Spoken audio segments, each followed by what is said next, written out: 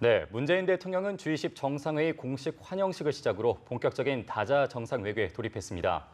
이에 앞서 문 대통령은 한미일 정상 만찬, 한일 정상회담을 가졌는데요. 네, 문재인 대통령의 G20 외교 행보를 전문가들과 함께 짚어보겠습니다. 전현준 동북아 평화협력연구원장, 봉영식 연세대 통일연구원 연구위원 나와 계십니다. 어서 오세요. 어서 오세요. 네, 안녕하세요. 네, 이번 G20 정상회의 문재인 대통령의 취임 후 처음으로 참석하는 이 다자 외교 무대입니다. 먼저 G20이 어떤 자리인지 간단히 설명해 주시죠. 예, G20은 세계 내노라 하는 이제 20개 국가의 대표들, 그러니까 정상들과 재무장관들이 모여서 회의를 하는 겁니다. G20은 이제 G는 그룹이란 뜻입니다. 그룹. 네. 그러니까 20개국의 이제 그룹들이 모여서 회의를 하는 건데 원래는 1970년대에는 G5가 모였습니다. 그때 당시 미국, 영국, 프랑스, 서독 이제 이런 국가들이 모여가지고 회의를 해서 세계적인 문제를 논하는 거죠. 그러니까 자국의 문제를 떠나서 초국가적인 문제들을 네. 이런 이제 힘센 나라들이 모여가지고 결정을 하는 거죠. 예. 이제 우리로 얘기하자면은 힘센 형들이 모여가지고 딱딱딱 결정하면 힘없는 동생들은 따라하는 그런 형국이 되지 않겠습니까?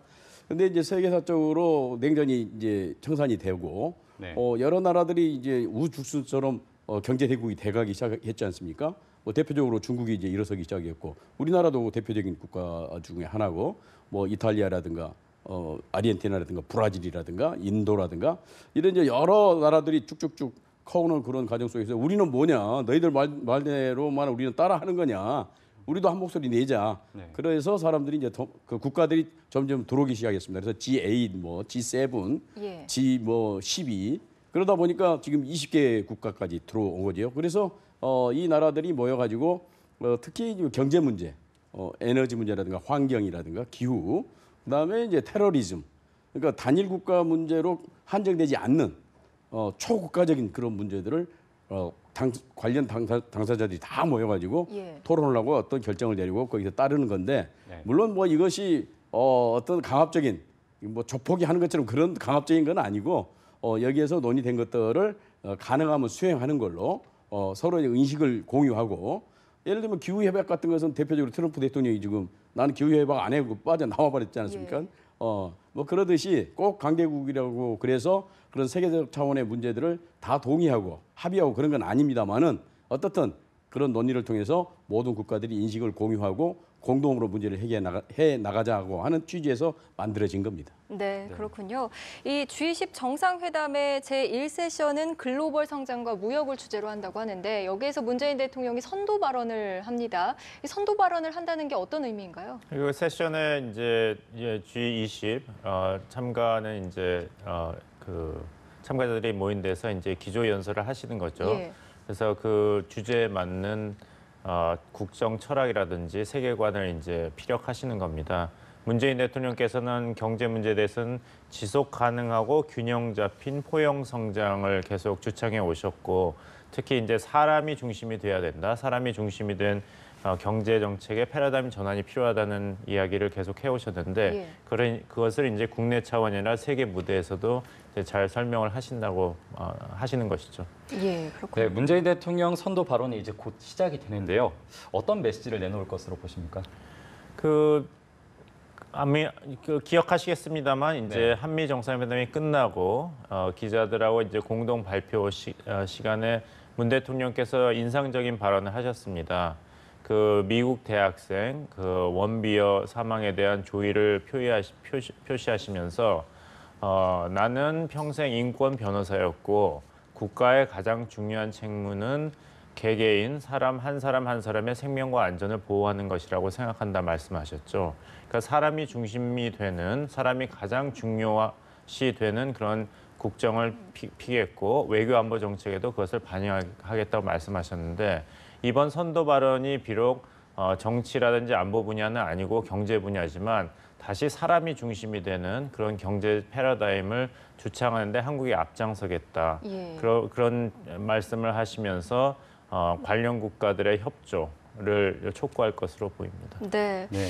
또 이 리트리스 세션이라는 것에서는 그 독일의 요청으로 테러리즘을 주제로 해서 좀 이제 토론이 이어질 것으로 보이는데 아무래도 최근에 유럽에서 테러가 많이 발생하기도 했지만 또 북한의 문제가 혹시 테이블에 오르지는 않을까 이런 전망도 있더라고요. 어떻게 예측하세요? 네, 그럴 가능성이 높죠. 세계사적으로 지금 북한의 ICBM 실험한 것, 또 핵실험한 것, 그게 문제가 되고 있지 않습니까? 그건 이제 그 한반도 문제만은 아니죠. 당장은 이제 일본이나 미국이 위협을 받고 있는 거고, 뭐 사실은 아니겠습니다만은 중국, 러시아까지 위협할 수 있는 그런 무기다 그렇게 나올 정도이기 때문에 모두가 다 북한이 미사일 개발하고 핵 개발하는 것에 대해서는 반대입니다. 원칙적으로 중국, 러시아 다 포함해서 유럽은 말할 것도 없고.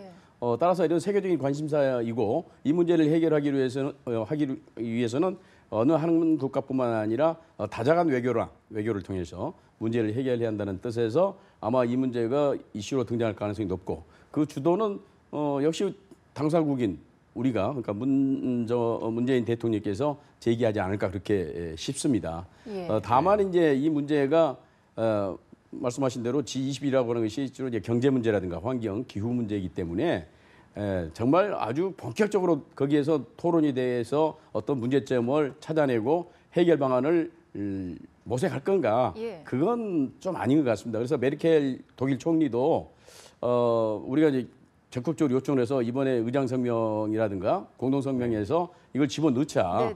규탄하는. 그러니까 물론 이제 그건 뭐 이해는 하지만 이해 당사국들이 좀 있지 않느냐. 그러니까 세계적 차원에서 핵이라든가 미사일은 감축돼야 되고 없어야 된다는 생각은 공동 인식을 갖고 있지만 그 문제 해결 방법에 있어서 차이가 있다는 거죠.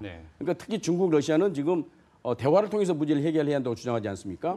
근데 그것을 합의하기 위해서는 또 굉장한 시간도 좀 한 이틀인가밖에 없는데 그 어려운 문제를 간단하게 해결할 수 있는 문제는 아니기 때문에 메르켈 총리도 좀 난색을 표명하면서 다만 그런 논의라든가 그런 문제 제기를 할까요? 인식의 공유 그런 정도는 표현할 수 있을 것이다. 그렇게 얘기를 했거든요. 그래서 어떻든 문제 자체는 제기가 되겠지만 그것과 관련된 어떤 중요한 어떤 해결책이랄까요?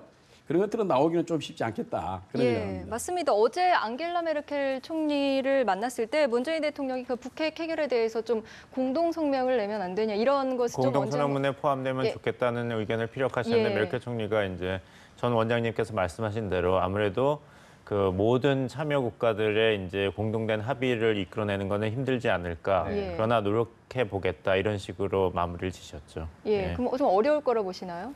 근데 꼭 G20 공동선언문의 북핵 문제에 대한 우려가 표명이 안 된다고 해서 이 전체 그 세계 공동체가 북핵 문제를 도외시하는 건 아니거든요.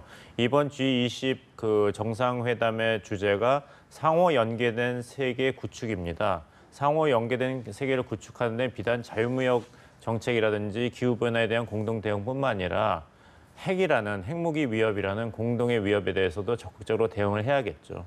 그런 면에서 북핵 문제는 미사일 문제를 포함해서 이제는 한반도 안보 위협으로 국한된 것이 아니라 전 세계를 위협하는 엄중한 사안으로 등장했습니다. 자, 지금 저희가 띄워드리는 화면이 조금 전 독일 함부르크 국제 미디어 센터의 모습입니다. 지금 각국 정상들이 아마 사진 촬영을 하는 모습인 것 같습니다. 독일 함부르크 국제 미디어 센터의 모습인데요. 맨 오른쪽 끝에 문재인 대통령의 모습이 잠시 비쳤습니다. 지금은 독일의 안겔라 메르켈 총리의 모습이 보이고 있는데요. 저희가 잠시 후에 이제 문재인 대통령이 선도 연설을 할 때 다시 한번 연결을 좀 해드리도록 하겠습니다. 대담 이어가겠습니다. 네, 계속해서 여러 스트롱맨들이 이번 G20 정상회의에 참석을 하지 않습니까? 이 북핵 문제는 아무래도 계속 화두가 될 수밖에 없을 것 같은데요. 이 트럼프 대통령의 행보는 어떻게 짐작하십니까? 그러니까 한미 정상회담을 통해서 북핵 문제에 대해서는 충분하게 토론이 됐고 거기에 아주 잘 내용들이 담겨 있다고 생각이 됩니다. 그 심각한 문제이고 세계적 차원의 위협이 되고 있고 따라서 북한 비핵화는 필수적인 거고 반드시 그렇게 돼야 된다고 하는 그런 인식은 이제 공유가 됐는데 과연 이제 그 문제를 어떻게 해결할 건가? 그러니까 아주 높은 단계에서는 군사적인 공격부터 시작해서 아주 낮은 단계에 있어서는 외교적인 해결 또는 대화를 통한 해결 여러 가지 이제 수준의 그 해결 방안이 있겠습니다만은 트럼프 대통령이 아무리 돈키호테고 네. 뭐 그런다 손치더라도 한반도에서 전쟁까지 감수하면서 북한 핵 문제를 해결하려는 그런 생각은 과연 있을 것인가? 왜냐하면 피해가 너무 많지 않습니까? 예. 뭐 그렇기 때문에 그런 수준은 아닌 것 같고 이번에 매티스 국방장관도 얘기를 했습니다마는 이건 정말 용인할 수 없는 거고 이건 반드시 폐기돼야 되는 거고 해결돼야 된다. 다만 그렇다고 해서 물론 군사적 옵션도 배제는 하지 않는다. 네. 그렇지만 현 단계에서는 그런 수준은 아닌 거고 아직은 경제적 외교적 수단을 통해서 문제를 더 열심히 해결할 그런 단계다. 그런 정도로 얘기를 했기 때문에 예. 그게 매티스 장관 생각이겠습니까?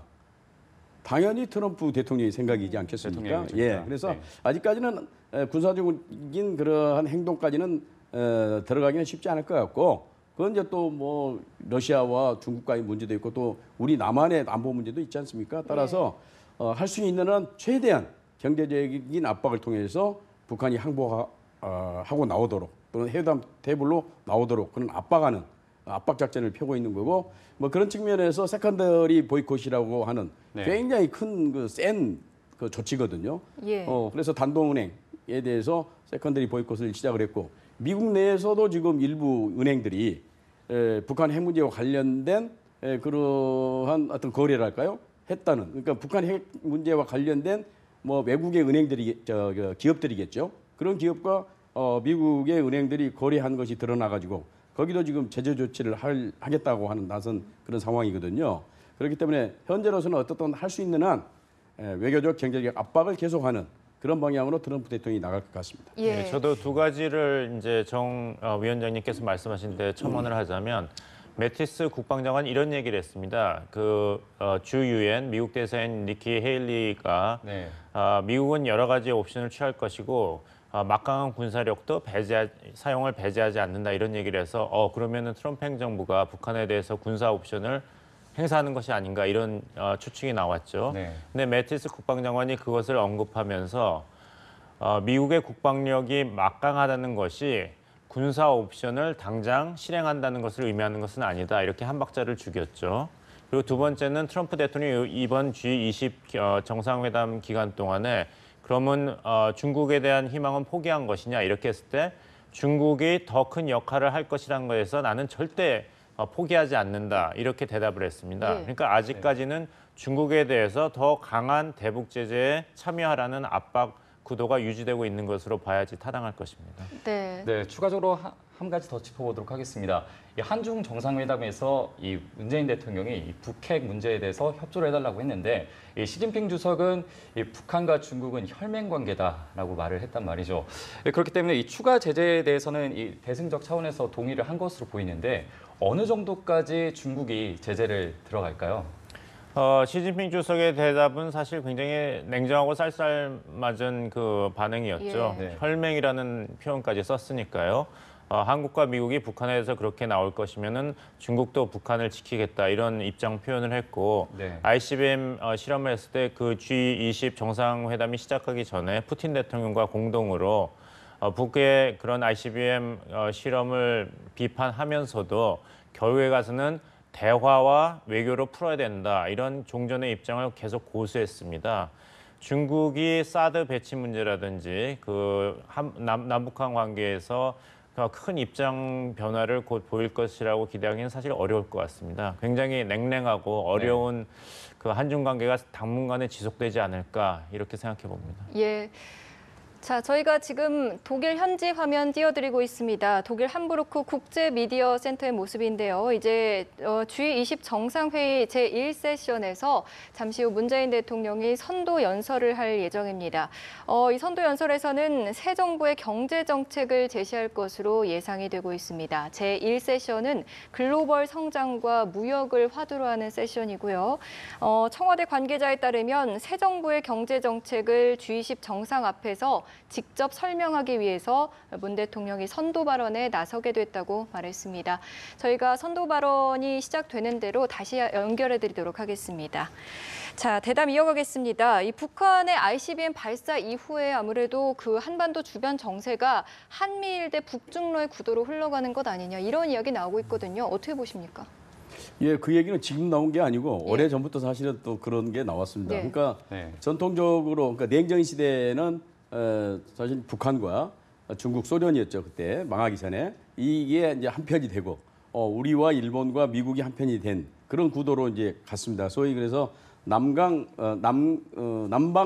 삼각관계, 북방 삼각관계라고 이제 그 좀 네. 어려운 말로 표현을 했습니다만은 그게 이제 냉전이 해체되면서 깨졌어요. 그래서 우리 한중 수교도 하고 한러 수교도 하고 그랬지 않습니까? 네. 네. 그렇기 때문에 이제 뒤섞여 버렸는데 지금 북한의 핵 문제가 막 불거지면서 꼭 똑같은 건 아니지만은 중국과 러시아가 북한을 편을 들고 네. 일본과 미국은 한국 편을 드는 이런 이제 구도가 좀 짜여지고 있지 않습니까? 그러다 보니까 이제 신냉전 체제가 도래했다 그렇게 얘기를 하고 있습니다.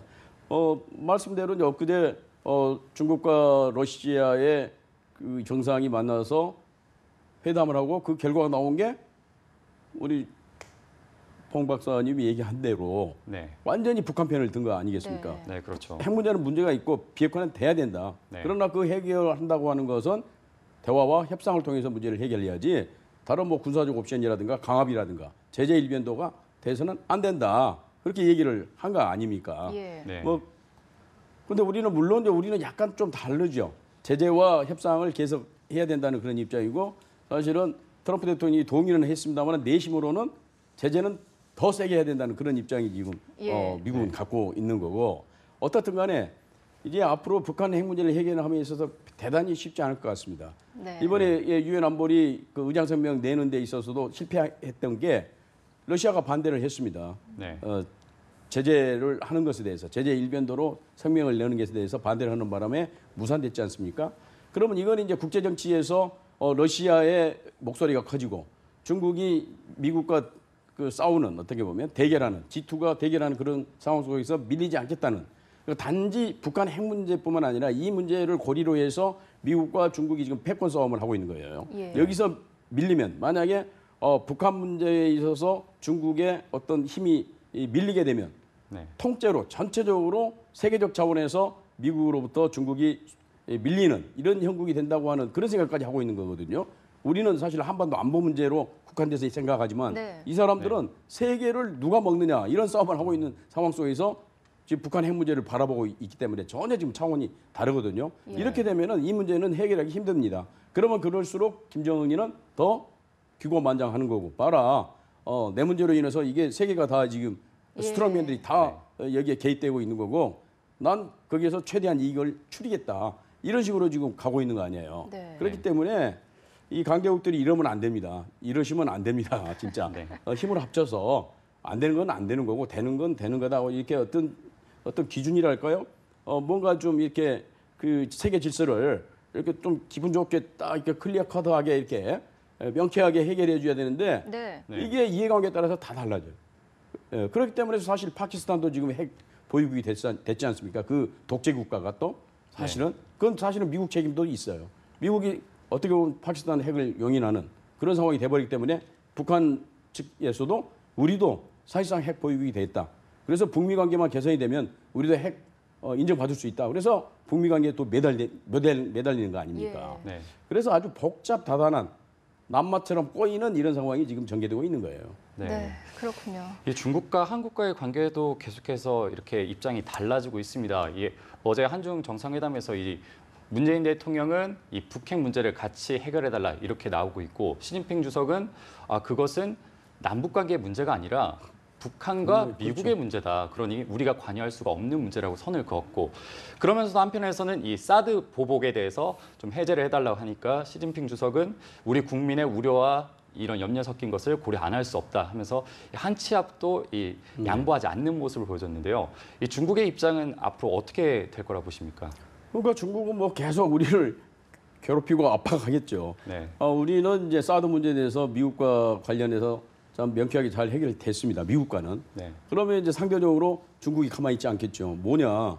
너는 미국 편만 드는 거냐? 그렇죠. 돈은 우리에게 버려다 쓰면서 안보는 미국에 의존한다? 말이 안 된다.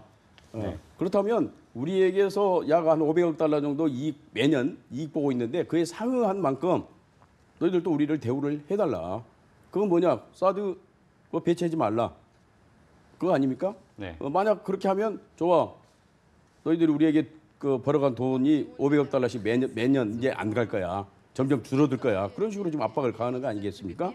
그러니까 이게 좀 웃기는 게 북한의 핵 문제를 중심으로 해가지고 사실은 미중 간의 큰 틀에서 해결해야 될 문제를 아주 정말 그 야비하게도 우리 같은 약소국에게 전가시키는 거 아니겠습니까? 예. 힘없는 우리만 압박질러 가지고 우리는 지금 곤란에 빠져 있는 거 아니겠습니까? 네. 그래서 이제 문재인 대통령이 뭐 정권을 잡자마자 정말 힘든 지금 싸움을 하고 있는 건데 그럼에도 불구하고 중국도 미국도 우리는 놓치면은 안 되는 거 아니겠습니까? 안보적 차원에서 경제적 차원에서 그렇기 때문에 어떻게 보면 양손의 떡을 다 우리가 지금 먹어야 되는 그런 상황이기 때문에 최대한 노력할 수밖에 없고 역사적으로 이런 약소국 외교를 통해서 국익을 증진시킨 나라들이 꽤 있어요. 고려 때 서희 장군도 그랬었고 싱가포르의 이관유라든가 또는 독일이 이제 그때는 뭐 최대 국가는 아니었습니다만 비스마르크 외교라든가 뭐 여러 그 사례들이 있어요. 그러니까 잘만 하면은 우리가 오히려 미국과 중국의 그러한 그 큰 틈바구니 속에서 우리 이익을 또 극대화시킬 수도 있는 거예요. 왜냐하면 우리를 버릴 수가 없습니다. 미국도 우리를 버릴 수가 없는 거고 네. 중국도 우리를 버릴 수가 없는 거거든요. 그렇잖아요. 이 한반도 지정학적 위치가 굉장히 중요합니다. 그만큼. 예. 그리고 우리가 또 미국에 대해서 너무 저자세로 할 필요 없다고 봐요. 저는 왜? 미국은 한국이 정말 필요한 거거든요. 그러니까 우리는 적당히 우리 목소리를 높여서 우리 이익을 취하는 거고 중국도 마찬가지예요. 중국은 이런 식으로 얘기를 한답니다. 북한은 조강지처고 죄송합니다. 조강지처고 네. 남한은 애인이다. 그러니까 양측 다 버리지 못하겠다. 그런 뜻이 되겠습니다만은 예. 그런 것들을 우리가 좀 잘 이용하면은 성공적으로 이익을 추릴 수 있는 거고 그 밑바탕은 역시 이제 국민적 합의, 국민적 지지 이런 것들이 있어야 되는데 좀 안타깝게도 우리 국내 문제가 지금 또 남한처럼 꼬여가고 있어요. 어떻든 외교에 있어서만큼은 초당적으로 좀 밀어줘가지고 네. 문재인 대통령이 정말 성공적으로 G20 회의를 마칠 수 있도록 그렇게 하면 좋겠습니다. 예. 네. 이 신냉전 구도에 대해서 봉 위원장님도 한마디 해주시죠. 예, 중국이 좀 염두에 둬야 할 것이 있습니다. 단기적으로는 북한을 보호하는 것이 중국의 안보 이익에 부합되는 것 같지만 길게 본다면은 과연 그것이 중국의 이익이 될 것인가 두 가지 면을 말씀드리겠습니다. 하나는 이 사드 배치 문제를 가지고 한국을 굉장히 압박하고 있는데 그러면 그럴수록 중국이 가장 두려워하고 있는 한미일 3자 안보 협력 체제에 한국이 점점 더 깊이 들어갈 수밖에 없습니다. 그러면 중국이 제일 두려워하고 있는 소위 대중국 포위 전선이 구축되는 것이죠. 중국이 큰 나라 같지만 예. 14개국과 국경을 나누고 있습니다. 그 14개국 중에서 중국과 그나마 우호적인 국가는 북한입니다. 그래서 점점 더 중국에 멀어지게 된다면 한국이 중국에서 점점 더 멀어지게 된다면 중국이 제일 두려워하고 있는 대주의 포위망이 형성되는 것이죠. 예. 공세 정책이 완성되는 것입니다. 그런 장기적인 안목을 그 중국 정부가 가져야 될 필요가 있고 두 번째는 중국은 현재 북한이 핵무기를 개발하고 대륙간 탄도탄 ICBM을 개발하는 것은 미국을 타겟으로 삼고 있다. 이렇게 가정하고 대북 정책을 피고 있습니다. 예. 하지만 만약 가정에서 북한이 변심을 해서 만약 핵무기와 대륙간 탄도탄을 완성한 다음에 미국보다 더 가까이 있는 중국을 타겟으로 삼을 때 중국은 어떻게 핵무장한 북한을 다룰 것인지 이것도 한번 생각해 봐야 될 것입니다. 예. 네, 알겠습니다. 이 문재인 대통령의 입장도 살펴봐야 할 것 같습니다. 어제 베를린 연설을 통해서 이 북한과의 관계에 대해서 정립을 했는데요. 이 네 가지 구체적인 제안을 했습니다. 남북 이산가족 10월 4일 추석에 만나도록 하자. 그리고 평창 동계올림픽에 북한이 참여를 해달라. 그리고 군사 분계선에서 적대 행위를 금지하자. 그리고 마지막으로 이 대화를 재개하자고 했습니다. 이 대화를 다시금 꺼냈는데 이 외신들은 이에 대해서 반응으로 아니 지금 북한이 미사일을 쏘면서 이렇게 강경책을 내세우고 있는데 이 대화가 가능하겠냐 이렇게 반응을 보이고 있단 말이죠. 이 문재인 대통령의 의중 어떤 의도라고 볼 수 있을까요? 그러니까 이럴수록 대화가 필요한 거죠. 네. 전쟁을 할 수 없는 거 아닙니까, 솔직히. 네. 물론 압박은 계속 해야 되겠습니다만 그것은 이제 경제적 외교적 수준에 머무르는 거고 결국은 이제 또 경제적 외교적 압박만 가지고는 문제가 해결이 안 된단 말이죠. 따라서 적정 수준의 대화가 있어야 된다는 거죠. 오히려 긴장을 완화시키고 북한의 의도를 정확히 파악하기 위해서라도 어느 수준의 대화는 필요한 거고 뭐 필요하다면 최고 수준의 즉 정상회담까지도 필요하다는 그런 입장 아니겠습니까? 뭐 그런 측면에서 저는 적절한 제의를 했다고 보고 문제는 이제 북한의 태도겠지요. 물론 김정은도 아시다시피 신년사 때 재작년 신년사 때 이 정상회담을 또 얘기를 다 했어요. 그렇기 때문에 자기들도 대화의 필요성을 느끼고 있는 겁니다. 그 사람들이 아무리 깡이 세다고 그래도 계속해서 압박만 받고는 살 수 없는 거 아니겠습니까? 그렇잖아요. 자기들 인민들도 있는 거고, 네. 뭐 나가서는 권력 엘리트들도 먹고 살아야 되는 거고.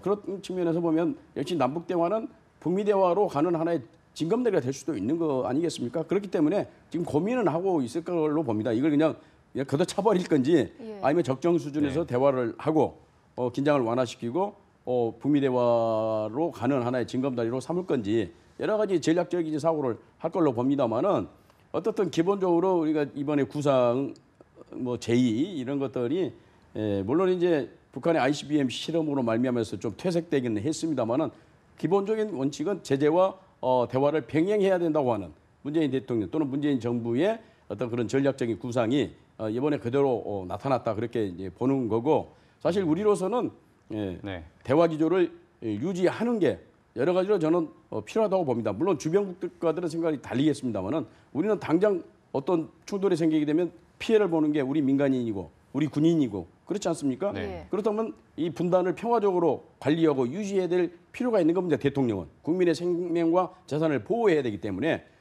물론 무기 체계를 통해서 최첨단 무기를 동원해서 북한을 억제하는 그것도 필요하지만 한편으로 대화와 협상을 통해서 북한이 딴짓을 하지 못하도록 하는 것도 대통령의 고유한 책무라고 생각이 되거든요. 그런 측면에서 우리의 아픔과 어떤 어려움을 다 담아서 이번에 내놓은 것이 아닌가 저는 그렇게 봅니다. 네, 네. 알겠습니다. 근데 저는 몇 가지 좀 걱정이 있는 것이 이 문재인 대통령의 신베를린 구상이죠. 선언이라고 하려고 그러다가 ICBM 발사로 인해서 구상으로 단계를 낮췄는데 이 민간 분야에서의 스포츠, 문화, 인적 교류가 과연 종국적인 목표, 한반도에서 북핵 문제 해결로 이어질 수 있을지 아니면은 민간 교류는 따로 진행이 되고 북한의 핵, 도발 문제는 또 계속 악화되는 것은 아닌지. 왜냐하면 이전에 어떤 스포츠 교류라든지 남북 친선 축구라든지 단일팀 구성해서 올림픽에 참가하는 것은 그대로 진행됐지만 오늘날 북핵 미사일 문제는 계속 악화일로에 있었지 않습니까? 그래서 이번에도 또 다시 그런 좀 허탈한 결과로 이어지는 것이 아닌가. 이산가족 상봉도 이제 추석인 10월 4일에 그 고향 방문까지 성묘까지 포함해서 성사시키자고 문 대통령께서 제안을 했지만 이제까지 보면 이산가족 상봉 문제는 일회성으로 끝이었거든요. 그리고 100명 안쪽에 아주 소규모로만 북한이 금강산에서만 하고 그랬는데 사실 지금 6만 명 정도가 아직도 기다리고 계십니다. 다 70이 넘으셨고 만약에 북한이 진정으로 이런 인적 교류와 그 이산가족 상봉의 그 진정성을 보인다면 사실 매해 7,200분이 이산가족 상봉을 해야지 모든 분이 그 소원을 이루게 됩니다. 100명 가지고는 아주 턱도 없이 모자란 숫자죠. 예, 알겠습니다. 뭐 여기서 토론하기 위해서 나온 건 아닙니다만은 사실 그것은 그러니까 계속 지속해야 된다고 생각합니다. 물론 우리 한반도 문제가 정치적인 군사적인 영향을 안 받을 수는 없죠. 북한이 도발을 하게 되면 그에 또 응징하는 차원에서 모든 것을 중지했지 않습니까? 경제적인 뭐 사회문화 교류 다 중지시키고 그랬는데 저는 그걸 좀 분리할 필요가 있다고 생각합니다. 북한의 속성은 정치 군사적인 압박을 계속 하는 게 속성이에요. 속성. 근데 그게 따라가다 보면 북한의 페이스에 말려드는 겁니다. 자기들 마음대로 하고 싶은 대로 한단 말이죠. 우리는 그걸 뛰어넘어야 된다고 생각하거든요. 오히려 역으로 어떻게 보면 뒤통수를 친다고 할까요? 어떻든 그 사람들의 전략에 말려들지 않는 그러한 우리의 전략을 사용하기 위해서는 계속적으로 지속적으로 해야 된다는 거. 그것들이 계속 하다 보면은 저도 이제 북한을 한때 다녀봤습니다만은 결국은 남한의 영향을 받을 수밖에 없습니다. 계속 하다 보면. 그러면 북한 주민들의 마음이 변해요.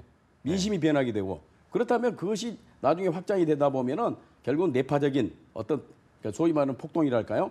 체제 내적인 그런 변화의 어떤 계기가 되는 거거든요. 그렇기 때문에 이런 사회문화 교류라든가 경제교류 협력은 계속해서 지속했을 때 효과가 나는 거지 했다 안 했다 했다 안 했다 하면은 아무 소용이 없어요. 예. 알겠습니다. 오늘 말씀 여기까지 듣기로 하고요. 저희가 애초 전해드리려 했던 문재인 대통령의 G20 정상회의 그 제1세션 선도 발언은 비공개로 전환이 돼서 저희가 전해드릴 수 없게 됐다는 점 알려드리겠습니다. 자, 두 분의 말씀 고맙습니다. 감사합니다.